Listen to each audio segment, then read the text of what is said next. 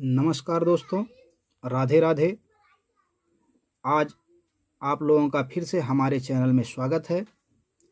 आप लोगों के बीच में आज चंद्रमा से बनने वाले योग के बारे में बताने चल रहा हूँ कि चंद्रमा की युति से, उसकी दृष्टि से कौन कौन से योग बनते हैं जो हमें शुभ या अशुभ फल देते हैं, उसका क्या प्रभाव हमारे जीवन में पड़ता है, उसी के बारे में आज इस वीडियो के माध्यम से आपको बताने चल रहे हैं।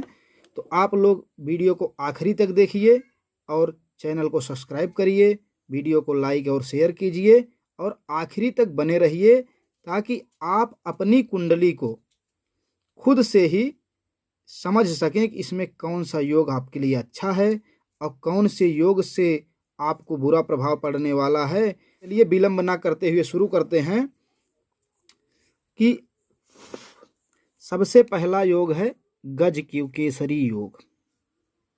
गज केसरी योग के बारे में जानते हैं। तो गज केसरी योग चंद्रमा और गुरु के एक साथ हों। जब चंद्रमा और गुरु किसी भी एक घर में, ये लग्न है, इसी को पहला घर कहते हैं। गिनती इसमें कोई भी हो, इसी को हम पहला घर मानते हैं। इसमें 2, 3, 4, 5 जो भी गिनती लिखी हो, घर पहला यही होता है। तो पहले घर में, दूसरे, तीसरे, चौथे, किसी भी घर में चंद्रमा के साथ जब बृहस्पति गुरु साथ में होता है तब जो है गज केसरी योग बनता है। इसके अलावा भी मान लिया चंद्रमा इसमें है तो चंद्रमा से चौथे, 7वें या 10वें भाव में गुरु हो तो भी जो है गज केसरी योग बनता है। जैसे हमने मान लिया कि हमारे में चंद्रमा यहाँ पर है, तो चंद्रमा के साथ अगर इसी में गुरु भी हो या इसमें ना हो के चौथे में, चंद्रमा से चौथा कौन हुआ, 1, 2, 3, 4, इस घर में गुरु हो, नहीं तो 7वें में 5, 6, 7, 7वें में हो और फिर 10वां 8, 9, 10 यहाँ, मतलब चंद्रमा से 4, 7, 10 या फिर चंद्रमा के साथ अगर गुरु है तो गज केसरी योग बनता है। ऐसे जातक का जो है बहुत ही प्रसिद्धि होती है, बहुत प्रसिद्ध होता है, व्यवहार व स्वभाव से बहुत ही विनम्र होता है, गांव या शहर का मुखिया होता है और इतना प्रसिद्ध होता है, इतना सम्मानित होता है कि मरने के बाद भी जो है उसकी प्रसिद्धि बनी रहती है। अब हम अगले योग के बारे में जानते हैं, शुनफा योग। शुनफा योग चंद्र से दूसरे घर में अगर कोई ग्रह है तो शुनफा योग बनता है। जैसे इसमें चंद्रमा है, इसका दूसरा कौन हुआ, 1, 2, इसमें कोई भी ग्रह हो सूर्य को छोड़कर, अगर सूर्य होता है तब नहीं, अगर सूर्य को छोड़कर बाकी कोई भी ग्रह इस घर में होता है तो शुनफा योग बनता है। और ऐसे जातक जो होते हैं जिनकी कुंडली में शुनफा योग होता है, ऐसे जातक अपने बाहुबल से जो है संपत्ति अर्जित करते हैं। वह राजा या राजा के जैसे प्रभाव वाला व्यक्ति होता है,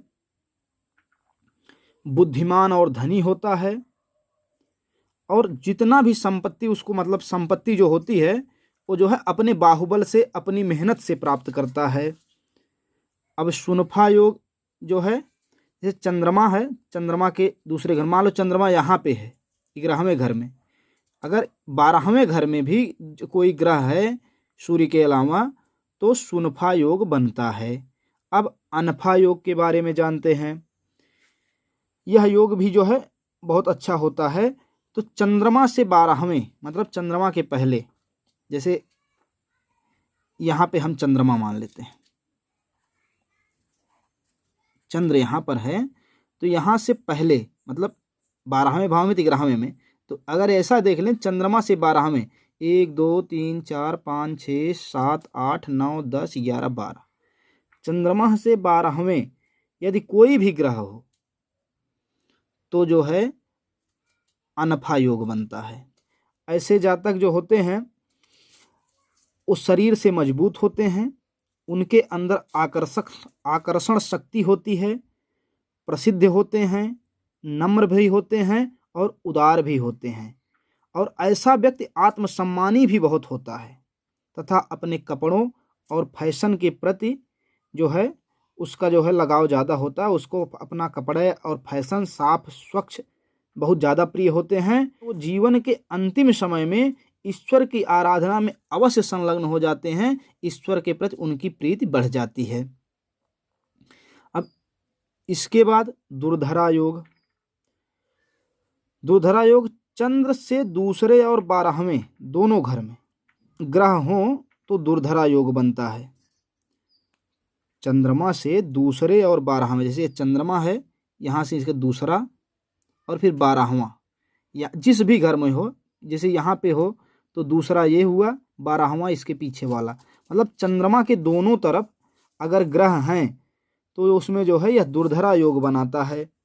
और ऐसे जातक जो होते हैं वो शरीर से सुंदर होते हैं, उनके पास धन और वाहन काफ़ी मात्रा में होते हैं, हमेशा मन प्रसन्नचित्त रहता है। ऐसे जातक जो है जीवन में सुख प्राप्त करते हैं। अब इसके आगे का देखते हैं केमद्रुम योग। केमद्रुम योग में आदमी को परेशानियों का सामना करना पड़ता है। केमद्रुम योग होता है चंद्रमा से दूसरे और 12वें दोनों घर में कोई ग्रह ना हो, राहु केतु हो तो भी उनकी गणना नहीं की जाएगी। राहु केतु को छोड़ करके कोई ग्रह ना हो तो केमद्रुम योग बनता है।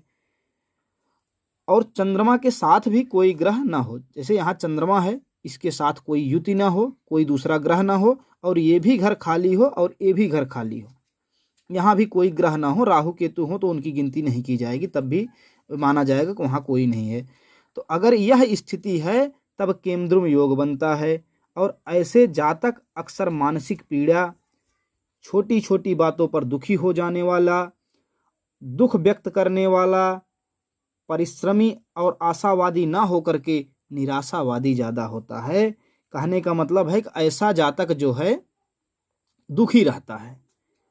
और इसमें एक व्यवस्था और है कि अगर चंद्रमा से 7वें, जैसे यहाँ चंद्रमा मान लेते हैं, यहाँ 7वें, 1 2 3 4 5 6 7, चंद्रमा से 7वें अगर सूर्य हो, मतलब पूर्णिमा की चंद्रमा, पूर्ण उज्ज्वल, तब जो है यह केमद्रुम योग भंग हो जाता है। और अगर जिस जातक के चंद्रमा के 7वें जो है सूर्य हो जाता है केमद्रुम योग, मतलब अगल बगल ग्रह ना हो और 7वें में सूर्य हो, तो ऐसा जातक जो होता है वो राजा या राजा के समान होता है, राजयोग बनता है तब। और चंद्रमंगल योग, उसका अगला योग है चंद्रमंगल योग। इस पर प्रकाश डालते हैं। कुंडली के किसी भी घर में चंद्रमा और मंगल की युति हो, जैसे मान लो यहाँ पे चंद्रमा है, यहाँ पे चंद्रमा है और इसी घर में मंगल हो जाता है। अगर ये दोनों जो है एक ही घर में है तब जा करके चंद्रमंगल योग बनता है। ऐसा जातक जो होता है वो माता को कष्ट देता है, माता के लिए कष्टदायी होता है, माता का सम्मान नहीं करता है, स्त्रियों के साथ दुर्व्यवहार करने वाला होता है और गलत साधनों से जो है धनार्जन करने वाला होता है। पैसा जो है कमाता है लेकिन गलत रास्तों से, गलत क्रिया से, जैसे किसी गलत धंधे में लग जाए या किसी तरह, मतलब गलत कामों में ही पैसा कमाता है। तो ऐसे जातक जो है पैसे वाले तो होते हैं, इनको जो है पैसा मिलता है लेकिन गलत रास्ते से पैसा कमाते हैं। और यदि यह योग 9वीं 12वीं राशि वाले भाव में हो तो अच्छा होता है, मतलब तब ये इसका जो है प्रभाव बुरा नहीं पड़ता है, अच्छा प्रभाव हो जाता है, अच्छा देने वाला हो जाता है। मान लो जैसे जहाँ चंद्रमंगल है, जैसे 12वीं राशि में यहाँ पे चंद्रमंगल हो जाए, चंद्रमंगल दोनों युति 9वें या 12वें घर में, जहाँ 9वीं राशि हो और 12वीं राशि हो, किसी भी घर में हो, अगर वहाँ राशि 9वीं और 12वीं हो जाती है तो 9वीं और 12वीं राशि के स्वामी गुरु होते हैं, और गुरु सबका मालिक होता है, गुरु सबको दबा के रखने वाला होता है, अनुशासन में रखता है। इसलिए अगर यह चंद्र मंगल मांगल्य योग आपकी 9वीं या 12वीं राशि में होता है जिसका स्वामी गुरु है, तो यह अच्छा फल देने लगता है। और ऐसे योग में जो है आदमी धनार्जन के लिए भी यह योग बहुत अच्छा होता है। अधियोग के बारे में देख लेते हैं। चंद्रमा जिस भाव में हो, जैसे मान लिया चंद्रमा यहाँ पे है, चंद्रमा जिस भाव में हो वहाँ से 6वें, 7वें और 12वें कोई भी शुभ ग्रह हो तो अधियोग बनता है। शुभ ग्रह कौन से हैं? शुभ ग्रह हुए बुध, गुरु, शुक्र और चंद्रमा। तो चंद्रमा से अगर 6वें, 7वें और 12वें बुध, गुरु, शुक्र होते हैं, जैसे चंद्रमा यहाँ है तो यहाँ से गिनती करिए 1 2 3 4 5 6, 6वें, 7वें, 8वें, 9 10 11 12, 12वें। अगर इन घरों में बुध, गुरु, शुक्र में से कोई भी ग्रह होता है तो अधियोग बनता है। और ऐसे जातक जो होते हैं वो नम्र होते हैं, विश्वास पात्र होते हैं, जीवन में खुशहाल होते हैं, ऐश आराम की सभी वस्तुएं उन्हें जीवन में मिलती हैं, उनका स्वास्थ्य अच्छा होता है, आयु भी लंबी होती है। मतलब कि एक सुखी संपन्न जीवन जीने वाला जातक होता है जिसके जो है कुंडली में अधियोग होता है। अब इसके आगे चतुस्सागर योग। चतुस्सागर योग में यदि केंद्र में सभी चारों घरों में, केंद्र कौन होता है? पहला घर, चौथा घर, 7वां घर और 10वां घर, ये केंद्र होते हैं। अगर केंद्र के चारों घरों में ग्रह होते हैं तो चतुस्सागर योग बनता है। और इसी में 1 2 उच्च के हों तो सोने पे सुहागा हो जाता है। और ऐसे जातक बहुत प्रसिद्ध होते हैं, शासक या राजा हो सकते हैं या उसके समतुल्य होते हैं, दीर्घायु होते हैं, संपन्न होते हैं, उनके बच्चे उत्तम होते हैं, स्वास्थ्य भी अच्छा रहता है और देश विदेश की यात्रा भी ऐसे जातक करते हैं। तो जो जातक के केंद्र के चारों घरों में ग्रह होते हैं वहाँ पे चतुस्सागर योग बनता है।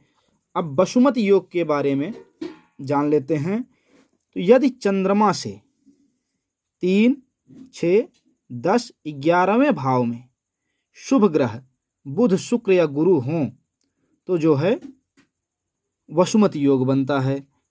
चंद्रमा हमारे दूसरे घर में है, यहाँ से तीसरा घर, 6वां घर, 10वां घर और 11वें घर में अगर शुभ ग्रह बुध, शुक्र या गुरु में होता है तो जो है वसुमत योग बनता है। और ऐसे जातक जो होते हैं वो दूसरों पर निर्भर नहीं होते हैं, वो अनपढ़ हों तो भी अपने दम पर बहुत सारा धन कमाते हैं, स्वयं के बाहुबल पर शून्य से शिखर तक चले जाते हैं।